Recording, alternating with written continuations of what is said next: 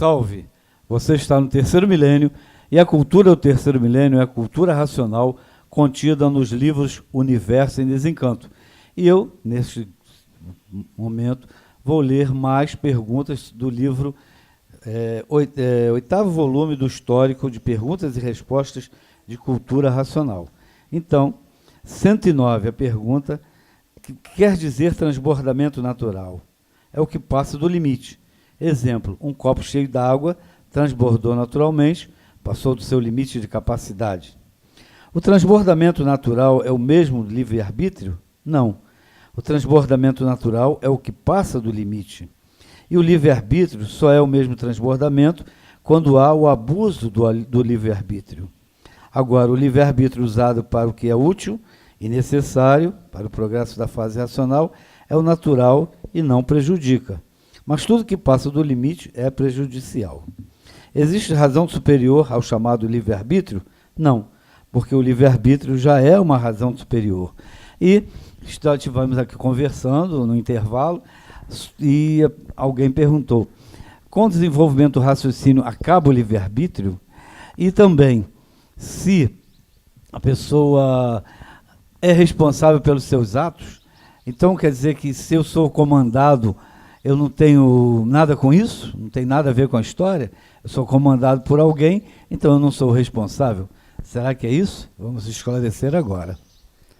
Oswaldo, já me cabendo aqui uma observação, porque a gente vive, na verdade, este mundo de especulações. Nós temos o livre-arbítrio de fazer essas especulações na qualidade de estudantes, porque ainda somos um tanto quanto pensadores e nem tanto racional quanto gostaríamos de ser. Estou falando quanto à natureza da evolução. Então, cada um assume a sua responsabilidade. Mas nessas duas perguntas do livro Universo em Desencanto, feitas pelo racional superior, ele qualifica bem essa questão do livre-arbítrio, que existe o livre-arbítrio dentro do limite e existe o livre-arbítrio além do limite, que é o que ele chama de transbordamento natural. Então, no mundo racional, existe o livre-arbítrio dentro do limite, que a liberdade é uma razão superior. Os habitantes do mundo racional, puros, limpos e perfeitos, que abusaram desta liberdade, aí veio então o transbordamento natural e as consequências que nós estamos aqui neste mundo recebendo de volta para nós mesmos. Porque nós que estamos aqui sofremos as consequências do que fizemos anteriormente. Na própria Gênese bíblica existe essa questão, quando, me permita aqui os companheiros de mesa, embora a gente não tenha uma formação teológica, mas muita gente ainda se liga nesta questão, que era a história do paraíso, mais ou menos parafraseando essa questão do livre-arbítrio. Tinha lá o Adão, né, a Eva, perdão aí não é personificação, mas é a personificação das energias, que a gente deva considerar, e ele podia ou não comer aquele fruto proibido, que é a questão que dizem que, a partir daí, passou a ser um pecador. Aí a questão filosófica, estou fora, com todo respeito às questões filosóficas que criaram, mas foram muito boas para nos lapidar, aprimorar e desenvolvermos, né, para a gente chegar aqui. Mas a questão realmente é de liberdade. A questão é da liberdade. E o transbordamento natural é que dá consequência às coisas que nos acontecem de pior. Não foi Deus que fez o mundo da forma que nós o vivemos. E na Bíblia está escrito isso, mas as pessoas agem como se Deus tivesse feito este mundo e não fez. Na Bíblia está escrito que ele não fez este mundo. Porque este mundo existe da forma que existe, porque o homem e a mulher transbordaram.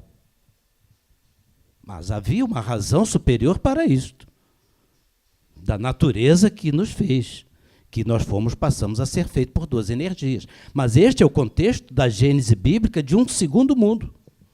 E o racional superior está nos falando aqui do contexto de um primeiro mundo, onde não existem duas verdades, nem três, nem quatro, é apenas uma. Então, esta questão do transbordamento natural é onde nós estamos num mundo de pureza, limpeza e perfeição, criado sim, este sim, criado pelo verdadeiro Deus. Seria, simbolicamente, na escrituração bíblica, corresponderia ao paraíso racional, mas apenas em sentimento, não em forma.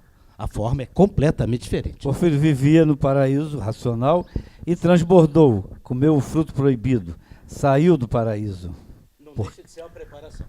Não deixa de ser uma preparação. É verdade. A gente analisa sempre o livre-arbítrio, a escolha, como se essa vida fosse só essa vida. Aí não se analisa o completo. Porque se nós estamos hoje aqui, já estamos colhendo o que plantamos numa vida passada, usando o nosso livre-arbítrio. Se a fábrica nos fez mal e fazemos maldade, na próxima vida nós vamos continuar pior do que essa. Então você tem o livre-arbítrio de melhorar. Melhorar, cada vez melhorar. O seu livre-arbítrio é isso, cada vez melhorar. Você foi feito para isso, mas você pode melhorar, você pode se aprimorar. Aprimorando os seus conhecimentos, você pode nascer numa vida seguinte melhor, deixando de ser comandado por uma parte negativa. Então, essa vida não é só essa vida. Você já está colhendo o que plantou na vida passada. Se você plantar mal, vai colher mal de novo. Você vai continuar sendo mal. Então, a natureza está te fazendo mal por quê? Porque você fez a opção de ser mal. Você fez essa opção. Eu quero ser mal, eu gostei de ser mal. Eu gostei de fazer o mal. Então, na fase seguinte, ela não vai te colocar como fazendo o mal, não. Você vai passar a sofrer o mal. É diferente. Por isso que você deva usar o seu livre-arbítrio de forma adequada. Sempre fazendo o bem sem olhar a quem. Não importa. Não importa quem seja. Sempre procedendo de acordo com o que você não quer para si, por que vai querer para o outro? Você sempre tem que fazer o melhor para o outro, como se fosse para você. Quando é numa vida seguinte, alguém vai te fazer a mesma coisa. Tudo que você plantar para você, você vai colher. Você está sempre colhendo o que plantou. Vai vivendo e vai colhendo. Edivaldo, às vezes a gente vê uma pessoa com pouca instrução e cresce, vive bem e tudo lhe é proporcionado de tudo, vive feliz, tranquilo, e tudo que vai fazer dar certo na vida, consegue tudo. Então está aí a explicação, né? Porque em outra vida ela foi muito boa, então nessa vida ela está colhendo também e tendo tudo de bom, sem muito esforço. As coisas chegam a ela sem muito esforço. Perfeitamente. Então o que parece é que antes de nós nos conhecermos, estávamos deparando, eu tinha diante de nós um mundo sem sentido, mas com graça. Mas uma vez, sabendo que é instrumento da natureza e que não temos nada a ver com o que exercemos, o mundo pode continuar sem sentido, mas e agora também sem graça. Desestimula. Desestimula se a pessoa achar que quer continuar fazendo mal e colhendo mal na vida seguinte. Será que ele acha que o mal é bom? Então ele vai colher. Veja só, analisem só. Hoje a natureza cobra bem mais rápido do que antigamente. Hoje se paga na própria vida o que está se plantando nessa vida. Vejamos nossos exemplos dos políticos de hoje. Eles já estão colhendo o que estavam plantando. Estão arrependidos. Se der tempo, pode ser recuperado. Ou não. Foi ferramenta? Foi. Mas ele está parando. Poxa, não devia ter feito isso. Alguns. Outros acham que deveriam fazer, mas já estão pagando para ele ver que nessa vida ele já planta e já colhe. Isso é um exemplo, é uma forma de você visualizar o que é vida seguinte. Hoje você planta e colhe imediatamente. Você tem uma posição boa, tem o necessário para sobreviver, mas precisa de mais. Edivaldo, a esse respeito, a frase: para quem não se conhece, todo erro tem um autor. Com relação a essa questão das nossas políticas, das nossas filosofias também, materiais. Eu estou falando das filosofias materiais do pensamento humano. Então, para quem não se conhece, todo erro tem um autor. Para quem raciocina, todo erro tem um conserto. Esse programa sobre livre-arbítrio, escolha, destino, é muito interessante. O Racional Superior começa logo no primeiro volume, naquelas páginas iniciais, fala que nós somos um centro astrológico. E esse centro astrológico tinha que, com o tempo, né, se ligar à natureza, se conhecer as 7 partes que nós somos formados, mas um centro astrológico está falando da nossa aura. No Obras-Primas, o Racional diz que nós somos espíritos materializados, juriscondensados. Então, esse juriscondensado quer dizer que o karma da vida anterior, que Edivaldo estava falando muito bem... Ele está sendo julgado todo dia pelo que ele faz. Exatamente. Isso é juriscondensado. Quando é reinserido aqui na Matrix, que o encanto é uma ilusão, é a Matrix, e a gente vem para a ilusão quando está acordado, estado de vigília, tem alguma noção de alguma realidade em energia astral quando está dormindo, mas acordado a maior parte é ilusão. Então perde a graça de progredir a deformação, de afundar dentro da planície mais. Nós temos que voltar. A planície já está voltando. Então tem graça racional à vida porque dá certo pela orientação. A orientação racional, aí a vida dando certo, aí a vida tem graça. Satisfaz, né? Mas, continuando aqui... Tem muito mais graça. Tem muito mais graça. Continuando aqui, só para ilustrar os assuntos, os árabes, quando nasce uma criança, eles dizem que Allah, o Altíssimo, manda um anjo pendurar uma tabuleta, escrito todo o destino no pescoço da criança. E o ocidental perguntando, que tabuleta? Não, ela é invisível. E destino? E o livre-arbítrio? Allah já sabe o que a pessoa vai escolher, porque é um centro astrológico, já está juriscondensado ali. Quando a pessoa vai vivendo, ela vai botando aquele juriscondensado para fora na sua vida e vai aprendendo ou não, mas vai pagando, né? E os africanos ainda dizem que a nossa áurea é uma qualidade de Exu chamado Bará. Ela vai botando esse karma para fora. Eles dizem isso literalmente, os babalaôs, os sábios africanos.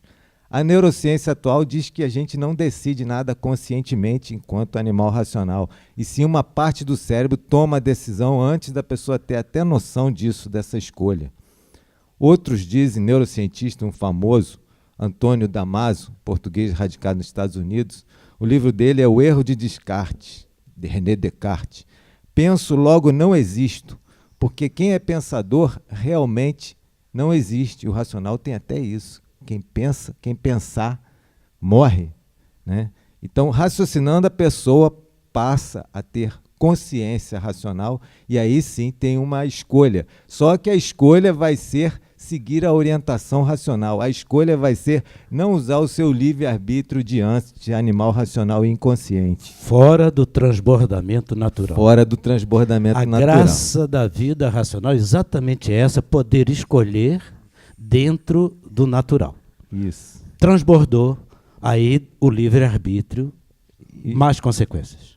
Essa é a pergunta 110.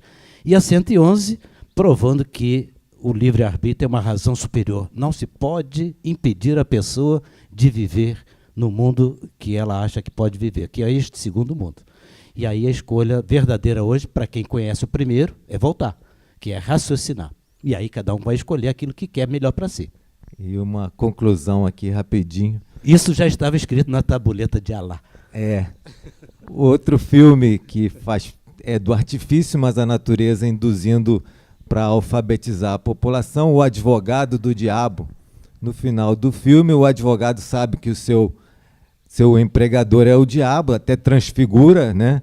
E o diabo o acusa de descobrir que o cliente rico era culpado, mas no meio do julgamento descobria que o cliente rico era culpado e o advogado queria ganhar a causa por vaidade, orgulho, pecado favorito do diabo. E o advogado tenta devolver, né, terceirizar a culpa de volta para o diabo, diz, não, você me induziu, diabo. E o diabo faz assim, livre-arbítrio, eu só monto o cenário. Ou seja, todo filho de Deus tem máquina do raciocínio, glândula pineal, tem obrigação de desenvolver o raciocínio, que é discernimento, sabedoria, e não cair na ilusão da maia do encanto, que o cenário está bem feito. Mas Doutor Carlos, é para o lapidar. advogado do magnético. É isso aí. Exatamente. Terminamos mais uma gravação. Espero que você tenha gostado. Se gostou, dá um like e leia o livro Universo Desencanto. Muito obrigado e salve.